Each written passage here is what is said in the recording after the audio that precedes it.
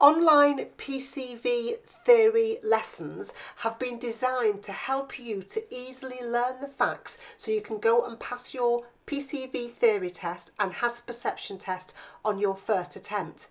Here's an overview of what the lessons include. You'll see an introduction to the lessons first of all, and then you'll see a section on test tactics. These are easy methods to answer any theory question. You get access to DTSA, where you can go and practice some questions using this method. The next section covers hazard perception. There's some notes and there's a video telling you how to do the hazard perception clips really easily. Then you'll start to cover the lesson topics. The first topic is accidents.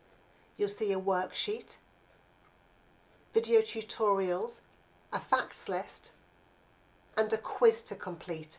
Then you can go to DTSA and practice all the questions in that topic.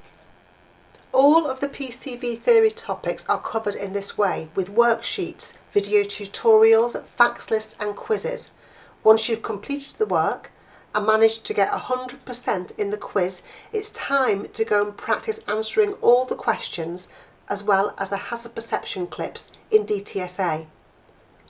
If you complete all of the lessons, you'll be fully prepared to pass your PCV theory test and hazard perception test.